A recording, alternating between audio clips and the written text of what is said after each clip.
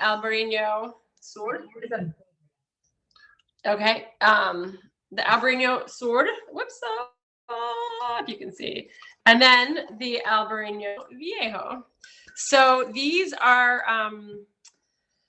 exact same grape, planted at 2 different times and just grown in different places on the farm. So the Norte is, if you're sitting in the tasting room and you're facing out towards the vines, it's on your right-hand side, so the western side of the farm, and then the right-hand corner there, basically like way up there. So the northwest. The northwest. Yeah. There you go. For those of you who have direction. Directionally challenged. Like, where am I related to? That corner. The Layers corner of the farm and the Twins corner, I guess, right? The sword is that same side of the farm, but the southern block. So kind of the other half, like down towards Talbot Run Road. Doesn't quite hit Talbot Run, but that way. And then the Viejo. Oh, and then both of those 2 blocks were planted in 2011. And then the Viejo, still sitting in your same place. The other hill, you got your map. Look, I forgot my map. Bonus points. They're all on your map. This is what we were missing. So the eastern side of the hill, the kind of down to where the crazy construction barn is, if you went up that driveway, like almost all the way to the top on the left-ish there. Yeah. So east side. If you come up Black Ankle Road from Talbot Run, and that's how you get to Black Ankle. You drive right by those vines, right by the fence. That's where the gate is towards the little house there. The old Chardonnay and the old Albariño are right there. So, excellent. So, all right, we promised we would. We were talking about the wine. All right. So I know, what's my order? Is this my Norte? It's a quiz. No, it's not a quiz. No, sorry. Yeah, that's the Norte. Yes, that's the Norte. No, thank you. All right. Okay. Before I even drink this wine, when we decided to plant Albariño back, I guess that was 2003 when we decided, or 2002. We ordered the vines in 2001. Yeah. So one of the things we tried a lot of different grapes. One of the things we loved about Albariño that got us to plant it was that it's such an aromatic wine. It's almost as if you don't have to drink it. You just know what that wine is when you put your nose in that glass. And I just put my nose in this Norte, and I'm feeling like I know that wine. Flowers and tropical fruits and all sorts of stuff just kind of leaping out of that, and with an intensity that a lot of white wines don't have. It really has an intense aroma, which is great. So that's my first. I haven't tasted it yet. All excited. Yeah. Well, and Albariño is kind of famous for being just super kind of bright and acidic and refreshing. It would have been perfect for yesterday when it was, it was not that it's not perfect every day, but yesterday when it was like 1,000 degrees out and couldn't drink enough water, and it feels like it's just like almost lemony. Yeah. Really nice.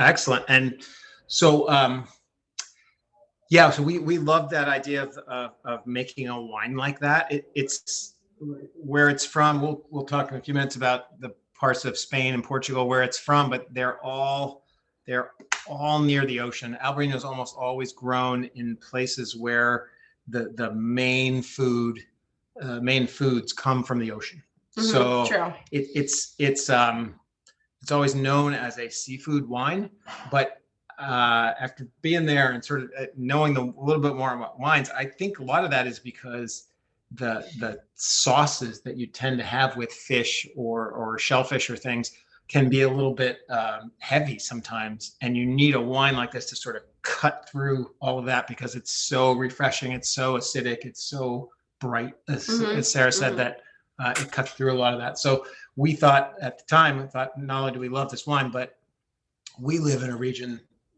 Maryland, where seafood is our native food, if you will, and so this would be a great match. So we'll see. And for me, when we set out to figure out what we should plant and what would grow well, I had kind of discounted Albariño because I think of it as Spain and Portugal, which in my mind are these hot, dry climates. And I thought, well, that's just not going to work here. But the area where it grows is that little corner of Spain that sits on top of Portugal and then kind of coastal Portugal. So it's actually a pretty humid climate, sort of surprisingly humid because there's a lot of sea breeze. There's that kind of moist, humid air. Whereas you get, if you get farther inland, you're not going to see as much Albariño and you'd have much more of a desert climate. So it does work in our area more than I would have thought before I got into the next layer of details on kind of what would grow and why. Yeah, and that area of the world, it actually rains significantly more than it does in Maryland during the growing season. That's very rare among wine regions. Usually we're fighting to get rid of water because we're trying to stress the vines, and you've heard us all talk about that past. But this is a variety that has grown up in places where it's really rainy, and so it's doing well for us. That's great. All right, how's the Sur? Here's your second one, the Sur. Okay. The colors are similar, but they're not the same. It's kind of interesting. I don't know how the colors could be different. Yeah, but look at them; they are slightly different. And then, well, maybe it's just the background in our. So while we're tasting those, while Sarah's tasting those, one of the questions we had is okay, these are from different blocks of the vineyard. Different vines, the yields are about the same, so that can make a difference if you don't crop exactly the same. Some are going to be less intense, some are going to be more. These were cropped at about almost exactly the same levels, and in the winery they were treated exactly the same. No barrels ever for Albariño for us. It's strictly and almost nothing added to this wine. It doesn't need to be fined. It doesn't need to be anything. We let them all ferment on their own. So it's possible there's a different yeast in the old vine part of the vineyard than there is in the other. And that is always, there's not much we can do about that. We don't really add yeast to our wines, but we could do something about it, but we just don't. We don't want to. If we're doing a scientific experiment, we would have added the exact same yeast to make sure the wines were the same, but that's not quite what we're heading for. On the other hand, that, I guess that's part of the terroir of this place versus that. It has different little bugs in it that do their thing. So they were all made exactly the same way, which is kind of cool. We've never really done that before. Yeah. And I mean, those of you who follow us closely will be shocked to hear that we did not plan in advance to make these wines this way. We just made the Albariño the way we always make it. And then when we sat down to the blending table, we tasted them all. And generally, when we come to Albariño, we just kind of like throw it all together and it works great. And these were fine. In fact, if you have multiple bottles, you can put them together and see what they would do. They're still fine, but they seemed, each one was quite distinctive. And we just felt like it was kind of fun to be able to have the three different blocks. So it wasn't, I don't know, the reason why we did it was we just, like always, it just tasted good. It just tasted good that way. They're different. They seem different. Yeah. There's some backstory there too, which is we had 2020 was a really, really good year for whites and reds, but particularly for the wines in the vineyard. And this is viticulturally, not 2020 was a great year for the rest of us because of COVID and everything else. But for the vines, was the silver lining. We had enough water, but not too much. Really nice weather at the end of the year. We ended up with if you just visually looked at the Albariño crop, I remember doing this harvest saying that is the best Albariño crop we've ever seen. It's beautiful. No bad bunches, no bad berries, just exactly the way you would draw it up on paper. That doesn't always make the best wine, but it is really nice to see. If you've worked in the vineyard all year to see everything perfect. So we ended up with really nice quantity. A funny thing about Albariño is the bunches are tiny. The bunches are tiny and the berries are tiny. So to get a reasonable quantity of Albariño is really hard. Although, I digress. I'll talk more about bunch size because ours are tiny, but they're not all tiny. But finish your yields and then I'll go back. So yields. So sorry, I was just going back to I know what I was like. Point about why we did this. So what ended up happening is we picked I think we picked the Norte block first, and that was enough to fill our press. And with white wine, you take all those grapes and you put them in the press and you press the juice out. and put it in a tank and then ferment it. That was enough to fill our press. And then we picked the South Block, and sure enough, that was also enough to fill our press. Yeah. And then we picked the Viejo, and that was almost enough. With it actually has a tiny little bit of both the Norte and Sur that didn't fit in the other ones, but it's not much. And that was a third one. So it was the most efficient way to do it, and we kept them separately. And then we ended up with really, really nice wines. We don't always, that doesn't always happen either. Sometimes one is distinctly better than the other ones, and then we get into blending and do other things, or one has something that the other one needs, or vice versa. These were all really nice on their own. So we like them on their own. Yeah. Okay, what do you think of the wines? I think they're good. They're different. I don't know. Is anybody else tasting more than one? Is that just us? I'm gonna say they are really different. Wow. Yeah. We've got all three here, and really enjoying the differences already of the first two. Oh, good. All right. Yeah, Fantastic. north is nice and crisp and dry and clean. Yeah. South, I would say the same. It's got more fruit, a little tart sort of finish that I really like. Mm-hmm. But I'm surprised the difference between just the two north and south, which aren't geographically all that far apart. No, right. They're very, we can talk in a minute about some of the differences in the blocks. Could be, I find when I go from the north is the Norte is almost spot on, like the whatever the archetype of Albariño is for me. It's like that's what I think of when I think of Albariño. The South has got a little bit of like, okay, I usually am bad at flavors and things, but what's popping out at me is, whereas there's a lot of citrus in the Norte, the citrus in the Sur is more like orange peel or lemon peel. It's like a little chalk, like a little minerals or chalk or rocks or something to me almost. It's just kind of not so Albariño usually in my mind. Yeah, it's a little different and kind of cool in its own way. And then I'm going to go back to Viejo for a minute. But Nicole, how are you doing with all our crazy chalk? And she's always getting that we try to stump you. And then I find out the palate differences with the Viejo. The Viejo has weight, has more weight, which kind of makes sense. The vines are like a little more viscosity. Yeah, a little more left. Viscosity always sounds good. Sounds like you're changing the oil in your coat. Yeah, there you go. Yeah. Viscosity. And older vines do that. They give you more concentrated, more viscous, good. And I feel like that when you get into flavors, it's more like, to me, more floral and kind of like fruity. I was going to say fruity pebbles, but like just like generic fruit flavors versus like so citrusy on the other two to me are like super citrusy. Yeah. I immediately think like lemons and limes and maybe more orange peel, but like kind of oranges. And this to me is more like not quite strawberries and raspberries, but a little bit of that, just like, I don't know, apples even, like a little more kind of a blend of fruit. And then definitely like a little weightier, my thought. Yeah. Like Fruity Pebbles. Like Fruity Pebbles, which I haven't eaten since I was ever, probably. Okay. But anyway, my vision of what Fruity Pebbles must taste like. This brings me back to when I can't even remember what year it was that Sarah and I went to. It was when we were on one of the cruises to the Albariño Festival. Yes, we went to, and we. It was the last cruise. I don't know. It was a while ago, and we went maybe 6 years ago, something like that.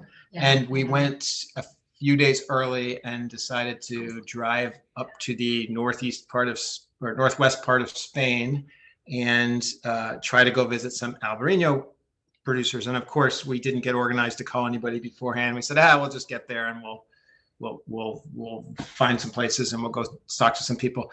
So we show up in this little town where we thought we had a reservation at our hotel, but we didn't. But it turns out they had one room left. Yeah, remember all that?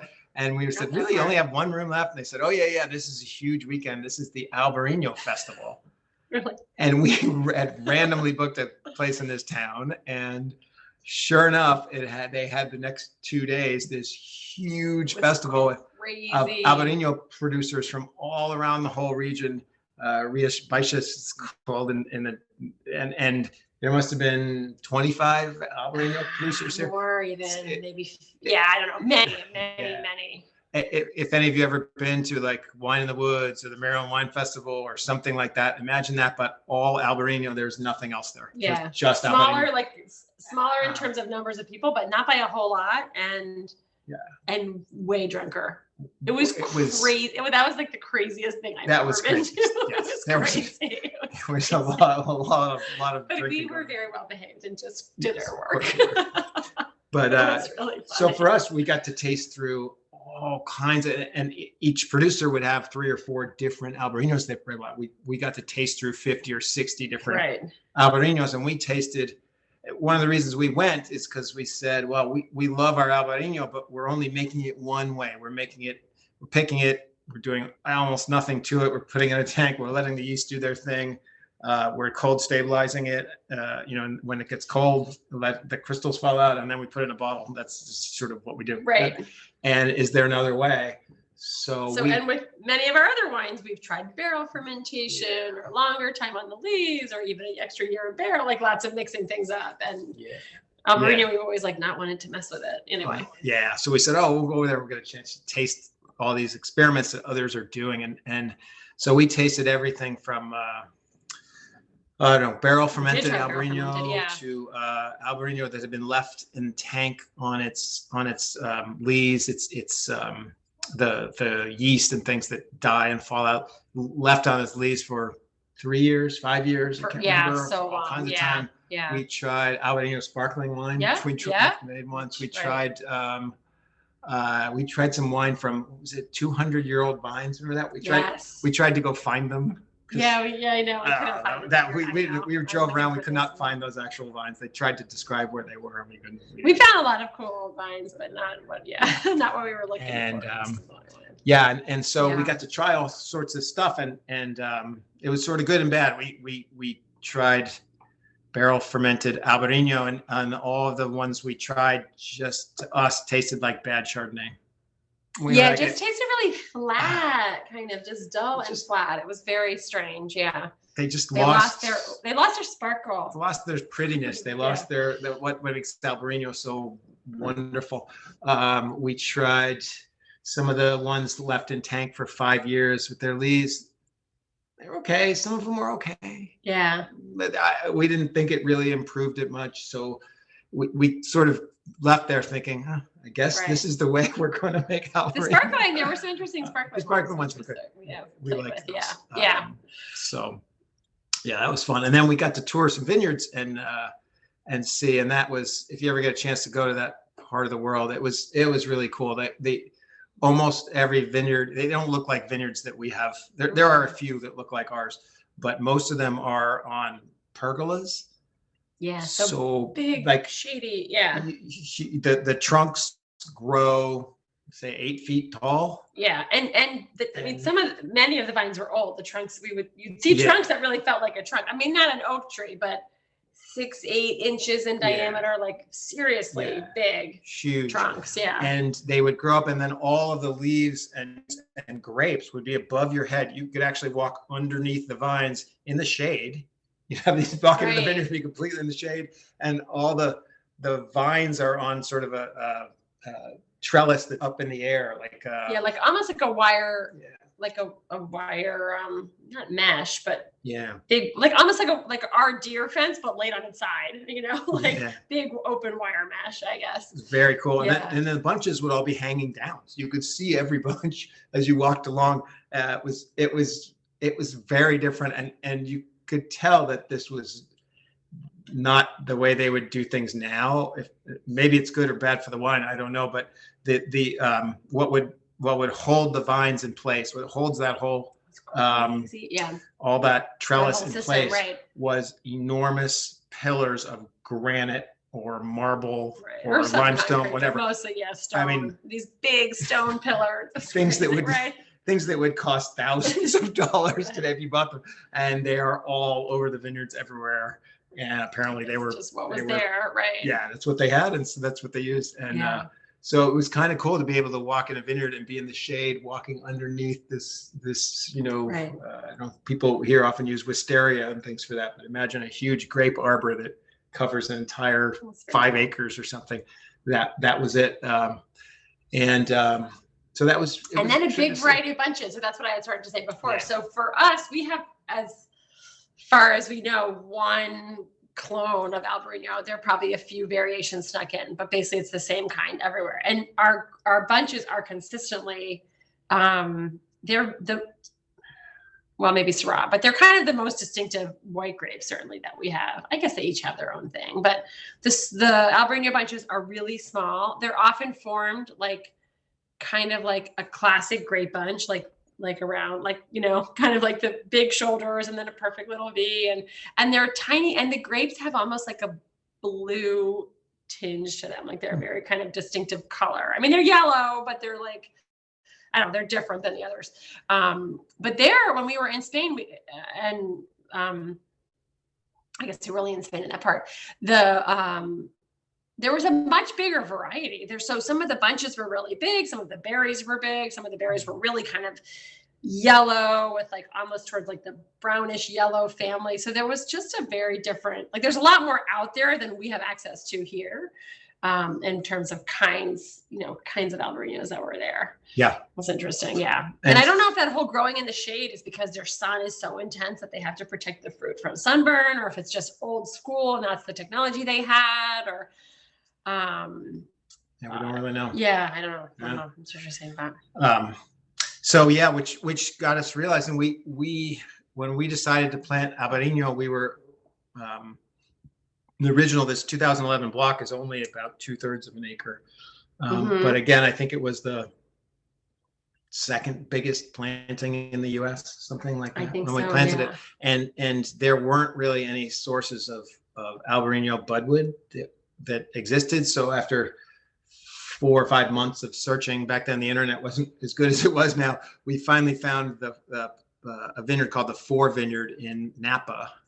And if you've ever been to Napa and come from the Oakland side up from the south, there's a huge bridge that sort of drops you over the tidal part of it there, and then there's a vineyard right there, and this was down, and as part of this there's 3 acres of this, I don't know, 40-acre vineyard, which I think is now gone. I think it's kind of under seawater because now. Yeah, it's because the ocean is just, ocean level has risen and this vineyard's gone.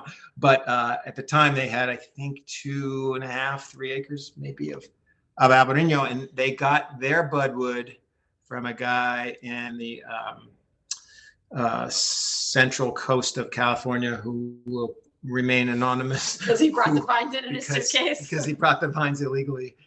In a suitcase. You're not allowed to bring in plant material, and if you've been overseas for very good reasons. You are discouraged from sticking a plant in your suitcase and bringing it in. But he went to one of the famous vineyards in the Albariño region and got some cuttings from them, brought them back, planted them, and then sold buds from those few vines to this other vineyard, and that's where ours came from.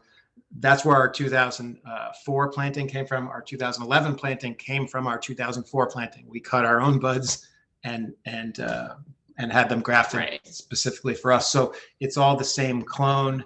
We've seen others around that seem to have different Albariño clones now that you get from nurseries, because now there are some other commercially available ones. Ours is not commercially available. Trendsetters. So yeah, I don't know. We love the Albariño we're making, so we just continue with what we have. We don't bother going anywhere else. But Chrysalis had grown some then. They were the Chrysalis. That's right. Grown a little bit. Yep, Jenny. And that was Jenny had grown it, and that was kind of why. One of the reasons we thought we could try it. But she had a tiny planting, but I don't know if they still have it, but it was great. I mean, we'd had a little bit of it. So anyway. Really good. So so let's see. So 2020, just the question about how to impact the vines. And we talked about it briefly just to make sure the whites we talk a lot about the reds needing to get sort of stressed, but not so stressed that they shut down and stop doing anything, but enough stress that they stop growing leaves and start working on their fruit. The whites are a little different. They that much stress is too much for them. And if they get too much water stress, you don't get many really good aromas and those really beautiful flavors out of them. So they need a little bit more water. So we try to plant them in places that have a little more water availability. That worked well with the old Albariño. It's in a soil that is a little heavier. But the Norte and South blocks are on typical black ankle rocky stuff. They face west and south and north, a little bit north, but mostly west and south, which is a little hotter also. So they're going to be a little different for that reason. Yeah. So, but 2020 was great, and it gave us a bunch of regular rains throughout the year, not too much, and then was beautiful at the end. And that's a recipe for some good ones. Right. And that is one of the things people often ask us is like, oh, don't you want no rain? Or, through the growing season, basically until the middle of August, we want some rain. No rain can be just too tough on the vines for where we are, because as you've talked about a lot, we know we're going to get some rain. So we have clones and varieties that are made to need some water so that when we get it, they can process it. So if it's too dry early on, it can be a little stressful on the vines. Yeah. But usually we'll get a crop, but the berries will be small. We'll end up with a tiny crop. Like there can be some good sides, but kind of like a few storms like this where it rains and then we have sunny days. We never want rain. Like that's any time of year. Winter, we don't care, but yeah. And no rain in September is always a good thing. Great. It's always great. We'll take it. Yeah. From like August 15th through the harvest. I would just like it to be. It could be dry that whole time. It doesn't have to be, but it could be. That would be fine. That would be lovely. I touched briefly on the soil part of it to this question about that. Into the soil, well, don't even get into soil briefly, because I don't really know how to answer the question. We know the soil's different. The Viejo block has a richer soil. By that I mean it retains more water. Imagine a soil's sort of like a sponge, and some sponges, when you put a bunch of water on them, they're really, you squeeze them, there's a lot of water in them. You squeeze them the second time and there's not so much in there. Think of that as sort of water holding capacity, and the soil in the Viejo has, I believe, higher water holding capacity and less rock content than the soils in the Norte or Sur. Only in that little corner. The rest of the East Hill is even less. It's just that one little corner where the Albariño and the Chardonnay it has a little bit of a low spot. Yeah. Part of it. So it's also facing north, so it's going to be a little cooler, both the soil and the vines. And then on the other side, the Norte and Sur is not the same soil. The soil changes at least twice. That you can visually see in that block. There's a inclusion. It comes into the middle of that block and comes back out again, where the soil all of a sudden gets reddish, and then turns back to brown and gray. We don't really know what that means to the wine. I don't know how to tell you. Like, that means, that red soil gives us lemon peel instead of lemon.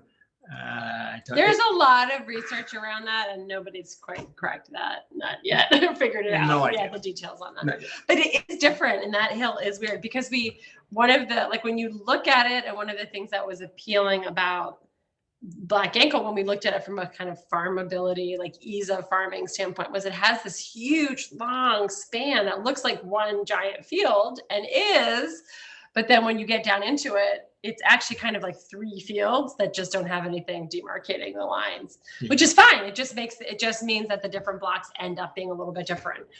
So the north and south are, and they especially the south side starts to roll a little bit down to the side. You're reading the comments. Rick, like Schultz and Hogan's Heroes. I know nothing. It's true. We didn't talk about right. Anyway, so it's just kind of interesting. So the soil is definitely different. We took some cuttings last year, and next year we are going to plant a whole bunch of Albariño at live edge. So we'll get to see how it does on a third soil. That, we would guess, would be an even better soil for this. It's going to hold a little bit more water and keep the vines a little bit happier for this style of wine. But we don't know. We shall see. We'll see. We'll see. Yeah. Yeah. So, does Albariño age well? That is a great question. Because when we first planted it, we would have said absolutely not. Albariño never ages. That's its reputation. Drink it young. And then we went on this trip to Spain, and sure enough, we tried some 10-year-olds, 15-year-olds, and they were fantastic. They changed. They got richer and darker and a little weightier, but really good. Yeah. And so we've been opening some of our older ones, and sure enough, they're really good. Right. I don't know where the reputation that Albariño doesn't age well came from. Nobody could keep it. But it seems to not be right. It seems to be really good. So I think some of those things are just like culture and style and what people, I don't know, history more than necessarily wine. But there was a question about what was growing on our land before we planted vines. So when we bought Black Ankle, it had been farmed as kind of like a traditional Maryland farm. So it had a rotation of wheat, soybeans, alfalfa, corn, and then once in a while would go into hay. So just kind of like that regular rotation. And it had been farmed that way since probably the last 30 or 40 years. Back in the 50s, there had been a dairy operation on it, but it had been a long time. So anyway, basically your basic kind of row crops that were there before us. Yeah. And so never great yields on Black Ankle because it's not a very fertile place. But if you put enough fertilizer on something, you can grow it. So it was and same with when we bought Live Edge, it was 140. It's got 142 acres of open land on it, and it was 142 acres of soybeans. Yeah, that was it. That was. And they were pretty sparse, and that's a good thing. So that's one of the things we looked at for both of those, to see if you see a beautiful stand of soybeans, you think, man, I don't want to put a vineyard here. So when you can see the dirt through them, and you can see that it's a little struggling for fertility, that's a good sign. So that's good stuff. That's good. Yeah. Other on that, do you ever blend other varieties of the Albariño? Only in the Bedlam. Yes, in the Bedlam. In the Bedlam, we blend with the So for those of you who haven't heard the Bedlam talk past, the Bedlam is when we press each of our varieties, the Albariño in this case. When we press with the press, you get the first juice that comes out. You don't have to press very hard. In fact, you don't press at all. Just the weight of the grapes rolls out. And that's wonderful. And then you press very gently, and you get that juice is really good. And then the harder you press to get more juice out, the character of the juice changes, and so it gets less acidic and more aromatic and weightier, heavier, weightier, like phenolic is the fancy word for it, but it starts to get like tannins and things that you don't usually have in white wine in it. And so we take the last 20-ish% of every press load, whether it's Chardonnay or Albariño or Brunner-Veltliner or any of our whites, and we put it, we mix all of those 20% together, and then we ferment them as Bedlam. And so we're purposely making a wine that's a little less fresh and acidic, but a little weightier and heavier and really aromatic. So that's where the Bedlam comes from. So, we will sometimes, if we decide it needs a little more brightness, like pop a little extra Albariño in at the end, because it'll give it that. But have we ever actually blended anything with Albariño? I'm trying to remember. I don't think so. Melissa, that's usually a plant question. I don't know if you remember something that we don't remember. Rarely. I know at the blending table, it's the one Lucien we always sort of know, Sarah, we always sit there and he tastes the Albariño and he says, "This is great. Let's move on." Okay. And almost every year, it's its own thing. It's the easiest blending one usually because it really just kind of usually doesn't makes itself. The other ones get to be some issues sometime. It's not quite as acidic as it should be, or it's a little too acidic, or it's got this, or the aroma's not there, or there's things and we need to blend to try to smooth out that kind of stuff out. But Albariños is just what it is. There you go. That's At least true. at Black Angle, that's what it is. Okay. I did not knit my sweater under the non-wine. This is a hand-me-down sweater from my sister. I did not knit it. There was a question. Looks like your grandmother made it. I don't know. It's just... Ed said the 70s wanted their sweater back when I walked in, but whatever. That's a long day. I liked it. The water glass sweater I did knit, yes. Okay. You can see some of my water glass sweater I did knit. There it is. There it is. The cozy. I did have a friend look through my purse once and she's like, look at that. And everything in it is wearing a little sweater. Because like my water bottle and my iPod case and like all kinds of stuff. Are you still on the disabled list with your elbow? Yes, and I have knitter's elbow. I haven't been able to knit for a long time. I have a knitting injury. It's kind of entertaining. I had to go to like the sports doctor and I was like, well, actually, it's not tennis elbow. Anyway, on to the wine. There you go. Melissa Schulte, whoever that is, asked, right? What, knitter's elbow is a thing. Yes. Anyway, sorry. Will you plant Albariño at La Peña? And why? So La Peña is the working name we're using for the farm we bought in Carroll County. Right. And we will not be planting Albariño there because that is, we've talked a little bit during this about how the whites in Albariño is one of them, needs a little bit more water and a little bit more fertility to make aromatic and really tasty wines. And that is not La Peña. La Peña is a pile of rocks with a few grains of soil on it, and it is sort of our desert, if you would. And at least it still rains on this desert. Right. Yeah. So no, that will be almost entirely reds and possibly entirely Cabernet Sauvignon. We're not sure yet. We'll see. Yeah, we're calling it La Peña because La Peña is the name of a giant mountain just outside of the town of El Peñon, which is where most of our vineyard crew is from. So they were saying that. Sorry, I just saw that I don't have knitter's elbow. I mean drinker's elbow, because you can use both hands. And anyway, so that's like the. Once I get on the top on the comments, I'm useless. Anyway, so it's like a giant hill like this full of rocks. So that's what we're calling it. Anyway, so we will see.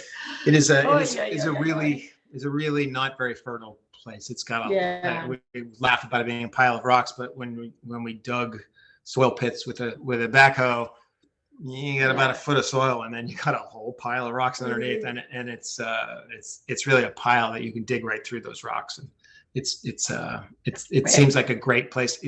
Our problem there is going to be getting the vines established. Once they're established, we think they're going to make great wine, but it's going to be a struggle to get young vines to really grow. Yeah. When we went on one of our many wine tours, we went to Hermitage, and which is one of the very fancy wine hill, basically. And can I say it's similar? I don't know. It's a much bigger mountain than our little mountain that we bought. Yeah. But we walked through it. I remember seeing these vines that were maybe, I don't know, 2 feet off the ground or something. And I think it was their 4th year growing. And they were like, yeah, it just takes and the normal kind of cycle is the vines get to almost to the wire the first year and you cut them back, and then they get up to maybe 3 feet the second year and you cut them back. And then the 3rd year, they actually give you a yield. So these guys were like 4 or 5 years, and they're just, because it was so low fertility, that just took a long, long time just to get the vines going. Once they're going, the wines are phenomenal. So that is sort of the thought, is that it may take us a little longer to get things going, but that it'll be worth it in the long term. Yeah, great. Here you go. Here's another plant question. Oh, the Albariño bottles are too small. Speaking of bottles, we started making some giant bottles. I wish I brought one. Next time I'm going to show off the giant bottle. The Albariño bottle is too small. That's a good comment. I like it. Do members get access to Albariños early before other customers? Gee, I wonder who had that question. Yes. In fact, I think if you have only the Norte is for sale for, right? The hoi polloi, you have to be a member to get the other stuff. Sorry. Everyone is Yeah. Just saying, you have to be a member to get the other ones now. Eventually, there should be enough to go around. But yeah. Yeah, we would hope so. Yeah. Yep. Okay. So there was a question about way back, but I want to make sure I we don't were still mess talking up about actual wine. No, about chemicals we spray in the vineyard. I just want to make That's sure we way get up that. there. So Yeah. I want to make sure I address that one a couple Sure. times. So we are not organic. We tried in 2005. We lost about 60% of our crop to a disease called black rot, which is endemic to the eastern U.S. and fortunately for other regions is not there yet because there's no known organic thing you can do to prevent it, and it's a bit of a bummer. So we can't be organic for that reason. We have to spray at least 4 fungicides a year that are not organic. They are one of them, the one that we use the most is actually an extract from mushrooms, but is not considered organic because it's too expensive to extract from mushrooms. So they synthesize it. So it's not considered organic, but I think it's not too bad. On the vineyard floor, we use no herbicide. We never have. Everything is weeded. You see, if you drive into Black Ankle, we don't have perfect under vine care. There'll be weeds there. There'll be other stuff there. We try to keep ahead of it, but it's an awful lot of work. We could go through with herbicides and spray them, but we never have. I don't think we ever will. We hope not. I think for lots of reasons, for all the reasons, not only good for the land, but we think it makes better wine not to do that. So we've done what we can so far. We're trying to, I would love to figure out if there's a way around black rot things, but unfortunately no one's found it yet. So there you go. There you go. All right. The Albariño bottle was too small. I thought the Albariño bottle was too small. Oh, how long does it take to manually weed? Forever. How many miles of track the tractor has to drive? Oh yeah, I do this and I can never remember. You calculate, math boy, how many miles of vines we have. Okay. You know offhand. Let's see. So we basically at Black Ankle, we have this weeding machine that comes and it kind of like goes under the vines, which we call the asesina, which is Spanish for the assassin. I don't know, our little sense of humor at the vineyard, because it's supposed to kill not the vines. It does kill the vines. It's not supposed to. It kills the weeds. But once in a while. Once in a while, takes out a vine. And it is basically running all the time. I mean, now that we have 56 acres, it's almost like it goes through the whole place and then it almost just starts over. Because when you're trying to weed manually or machinally, the smaller the weeds are, the better it works. So we just try to keep going while the weeds are really small. So did you calculate how many miles of vines it is? Did you count live edge? No, it's slightly more than a mile. Yeah. For every acre. Okay, so 56 So we probably have miles. between 60 and 65 miles of row at Black Ankle. Yeah. And another 30 or so miles at Live Edge. Yeah. More every year. So it's a lot. And the tractor goes slowly, drives like 4 miles an hour. It's pretty fast, right? And there are years where we hand hoe that. Most years we do one pass. Yeah. Yeah. Or maybe we do half the vineyard it's an unbelievable amount of work. It would be so much easier to go through with a herbicide and just kill what's below there. But no. Right. It's not enough time to get into the reasons why, but we're not going to do that. Topic. So, Mel, I love your question. Do they make tractors like Roombas? Kind of. So there is on the horizon. We have ordered a few, but they don't quite exist yet. Somebody was making an electric tractor that is supposed to be self-driving. It's still in the development. It's supposed to be available next season. We'll see. And it's supposed to be able to drive on its own. Whether it can really weed on its own or not, some of that is to be determined, but that would be great. Yeah.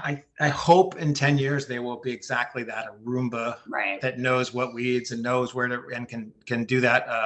They're working on it, but slowly, I guess. They have the electric tractors. We have 2 coming for next year, and we're really excited about trying them out. And they won't be perfect the first one's exactly what we need, but yeah, that would be really great. Really, really great in lots of ways. So yeah, we're hoping. We'll see. We'll see. I don't know anything about preen. You can read that, but prevents germination, but isn't an herbicide. Yeah, there's a question about something called preen. I don't know the exact exactly what preen was. There are organic herbicides, and without getting into it again, my feeling is there's not a whole lot of difference between the organic ones and the inorganic ones. To me, it's much of the life in the soil is plant life. Yeah. So if you're spraying something that's killing plant life, you're killing lots of stuff in the soil, and that's what we really do not want to do. Well, when you say that most of the stuff in the soil, you're talking about the microbes that live there. So we count on all kinds of little itty microbes to do a lot of work for us in a soil. In fact, a grapevine or most plants can't actually get any nutrients out directly from dirt. Like the plant itself can't eat anything from the dirt, from the soil. They need microbes to come in, which ingest the minerals and everything in the soil and kind of feed it to the plant. So one of our kind of obsessions with not putting anything on the ground that's going to kill plants is that it does damage those things. I mean, obviously it's not, people can still grow grapevines, but we just feel like the more you can kind of protect that like microflora, they call it, the stuff that's down there, the healthier the whole ecosystem is going to be, the healthier the plants are going to be, the whole thing. Anyway, that's kind of our sense of it. Yeah. Are these wines fermented on the skins? I'm back to the wine. So these wines are not fermented at all on the skins. Most white wines are made, are pressed first and then just fermented on their juice. If you ever hear about orange wine, that's what orange wine is. It's a white grape where they are fermented on the skins, and you end up with kind of a brownish, orangish kind of colored wine that picks up all that kind of texture and weight and phenolics, which is a wine word that I don't know how to describe, but kind of like, it's like green. I can only think of things that sound bad, like greenness and heaviness, but it's, I don't know, whatever. It's just like a flavor profile that comes from that. But yeah, these are all pressed. So they come in, we take them off their stems, they go right into the press, and then just the juice is fermented for the white wines, for all of our white wines. And almost every white wine in the world is made that way. Yeah. Yep. Otherwise, it's orange. Otherwise, it's orange wine. Yeah. Yeah. Great. I lost my list of questions. So I think just quick vineyard update. So the vines are chugging along. If you have been to Black Ankle, they're looking good. They're all kind of set up and straight. And this is the time of year when everything explodes. If you have a garden or a yard or anything with plants in it, you'll see there's weeds everywhere. It's like a mad dash to keep up with the mowing and the weeding and the just kind of caring for the vines. As you probably remember, we go through and kind of hand tend the vines a ton this time of year. So we've just finished most of Black Ankle, just getting everything kind of straight in the trellis. We're working on it at Live Edge now, and like pulling off any excess growth that we don't want.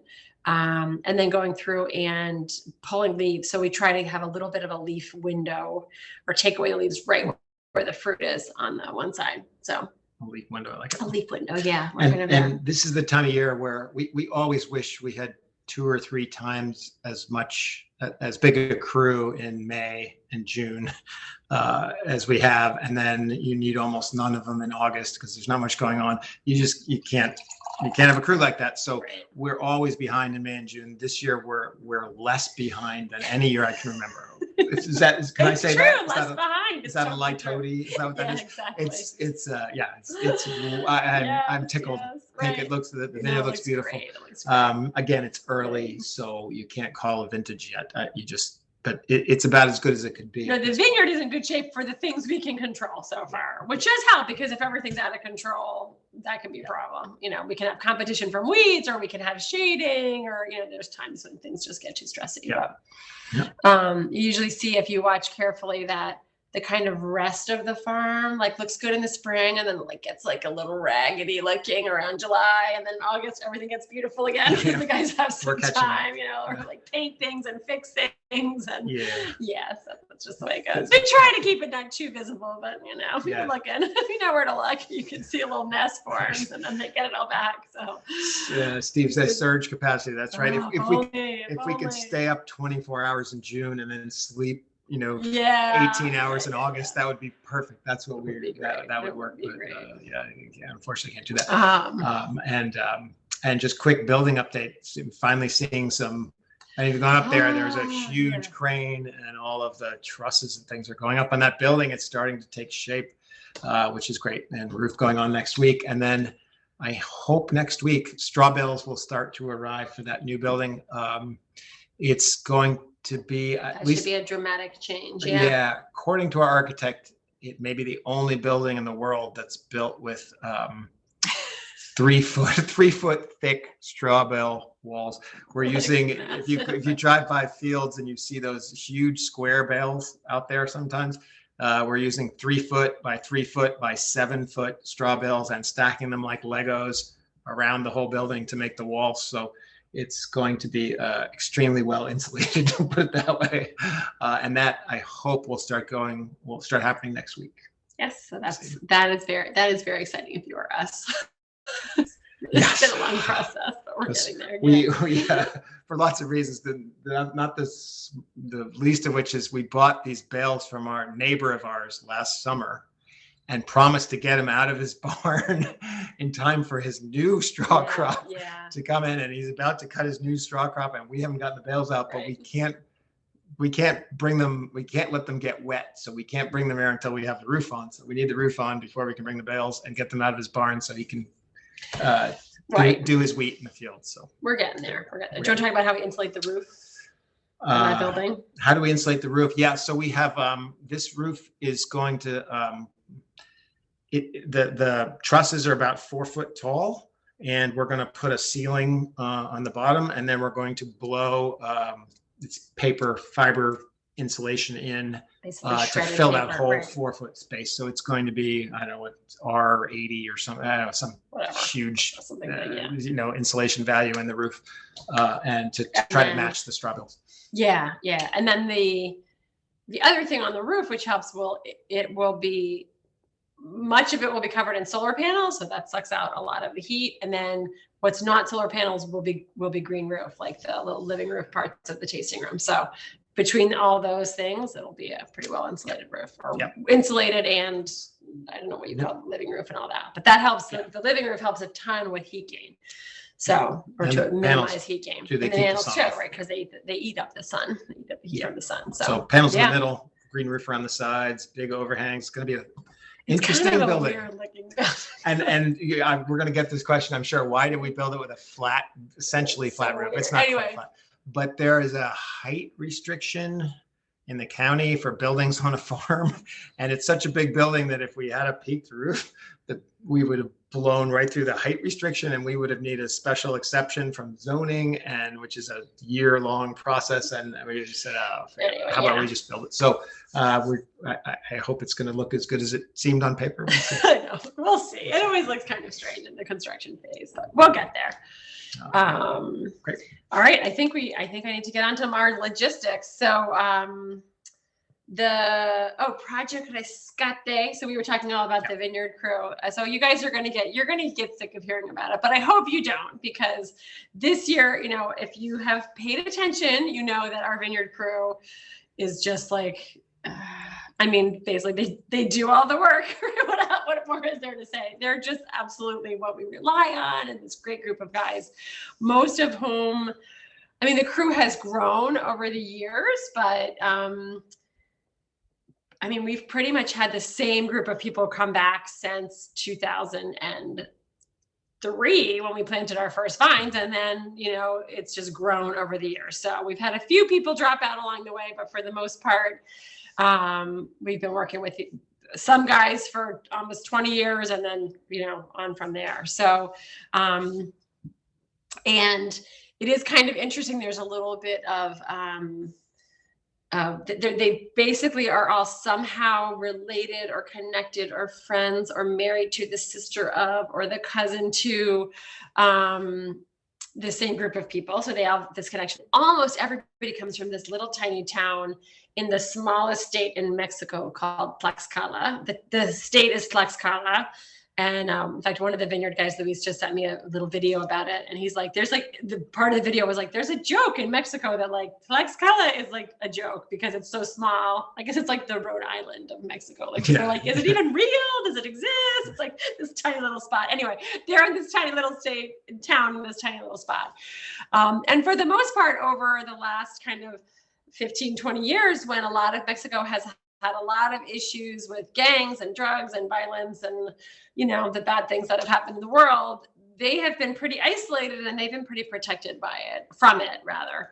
But these guys have said over the last few years, they're starting to see increasing pressure on kind of the young people in their town, that there are not that many opportunities. There's not really anywhere to kind of hang out and spend time. And many of our vineyard crew are great, like soccer players, and they're sporty, and they just had the idea of trying to create a recreation center for the kids in their town. There are only 3,000 people in the whole town.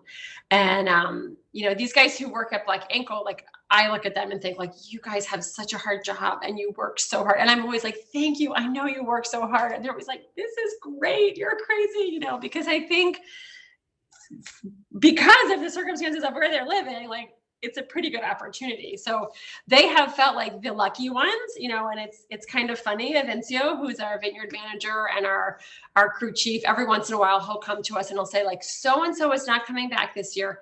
They're still a good worker. Like, don't think any less of them. I'm not inviting them back because some good circumstance will have happened to their family, and such other person, their brother had a car accident, and so they need to support the family. I mean, he's got this whole sense of the town and kind of who needs the job and what to do. And so there's a little, dare I say, local communism. I mean, like he's kind of figuring out like kind of how to support the town the best way to give people the jobs that need them the most. So these guys have said like, hey, we feel like we have this great opportunity. We want to give back to the rest of our town. And so they are, trying to build basically soccer. It starts with a soccer field and like a recreation center that, you know, maybe they can have classes and they have a gathering place for families, and just a place with the idea being to have kind of a central place in their town where the kids, especially, where the youth, you know, can sort of congregate and have something to do, but like a positive place to go and spend time. And that is, they're feeling like a way that they can help to kind of build a community and bring people together and, you know, protect people from some of these, like, I don't know, drugs and gangs and like the bad stuff that's out there. And if you have a really strong community, you might be able to fight that. So they've worked with a local architect who's volunteering to help, who's designed something for them. And then they're going to do a lot of the building themselves. And then we at Black Ankle are trying to like support basically financing it to help pay for materials and, you know, setting up what they need on that end. One of the guys who works for a sister is an accountant down there. So she's going to take care of the money part on that end. And anyway, there's a whole complicated process going on. So they've called it rescate, which means to rescue basically. And their idea is like, they want to rescue their town, as many of the kids as they can, and then see how far that can go. So they came to us and asked us for our support and how could we help. And so we're trying to do it. Anyway, so we're trying to do it. We're trying to, if any of you are interested in donating, we'd love your help. We're trying to raise money for them. Sarah and I have decided we're going to match donations any of our customers, everybody makes. So we're hoping to raise money for them to build this. It's a, you know, little soccer facility with basketball and volleyball court and picnic tables for families and all sorts of things. And they've secured a vacant piece of land in the middle of right in the middle of the town. They said there's this piece of land that they have now gotten permission to use to do this for. So right, and the people who are in the town still living are starting to like clean up the field. There's a Facebook page where they're posting, like they had a big cleanup event the other day, and they're like cleaning up the area and just like trying to get it ready so that they can to build this place. Anyway, it's something that that means a lot to them, and we were pretty happy. Like I don't know, it means a lot to us.